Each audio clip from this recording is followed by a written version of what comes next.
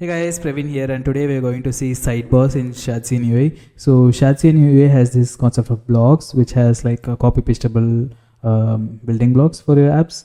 And recently they've introduced sidebars, which is very nice. So I just want to go through them, all the sidebars that they have, and yeah, let's see how it's built. So it's basically the same concept as the building block concept. So it has let's just see the code first, how it works. So let me go to sidebar, which is right over here. Yeah, so it has a header, it has a footer, it has a main section, and it has hooks to close and open it. So yeah, let's see how. Yeah, okay, so the sidebar is fully everything. Okay, that makes sense. And it has header, as I said, sidebar group, sidebar content, sidebar footer. Yeah, everything makes sense. And footer is sticky, header is sticky, this sidebar content is scrollable, and you can group it.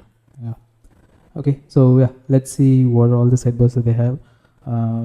This one is pretty simple. It has the header with the drop downs and everything, and yeah, everything else is here is the scrollable area. So let's see the code for that app sidebar.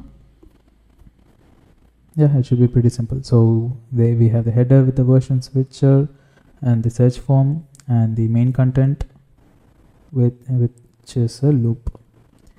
Yeah, that makes sense. Sidebar rail. Yeah, this looks good, and this is again similar with the sidebar with the collapsible sections. So this is probably an accordion. Let's see what it is. So this has a sidebar with collapsible. Yeah, so this has a sidebar with collapsible sections. It's pretty much similar to the last one. And this is sidebar with submenus.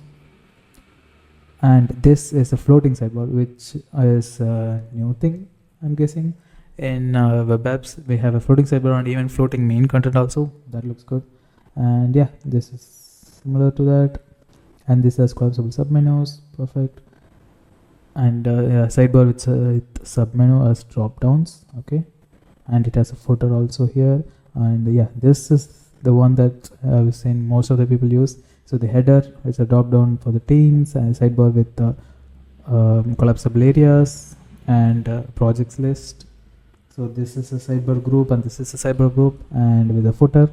Yeah, this is what most of the people are using, sidebar 7. Okay, and this is similar but with more things on the footer. Secondary this is the inset navigation that we've been talking about. So this in the sidebar is same, but the main area has some inset navigations. So yeah, this looks good, and this is like what the modern web apps are designing like. Okay, and we have more collapsible nested sidebar. So this sidebar, this has two sidebars, the main one, which is this small one over here, and the another sidebar for this one, and we can collapse this one. Okay, yeah, that makes sense. And a sidebar in a popover. Wait, this is a sidebar. Let's see. So app sidebar. Okay, so app sidebar is sidebar header, team switcher, navigation main. Makes sense. Sidebar insert, header, nav actions. Let's go to nav actions. Oh yeah, the popover content is also a sidebar. So you can do this in a popover content also. Yeah, okay, that's cool. And file tree. Yeah, this will be useful for again like Git-like interface. It makes sense. Class sidebar the calendar, which is the same. And yeah, this I've been using at some places, like when designing I'm using something similar to this for all settings. So the sidebar will have something and the main area will have something. Yeah, this is great. And this is on the right, makes sense. Left and right, makes sense. And with a sticky header, and that's it. Okay, so yeah, this is all this sidebar content that I have, and probably I'll make another video of using some of it and how it's structured, how it's useful to you, how you can use it in code, how you can use it with Mina UI, my design framework, I guess.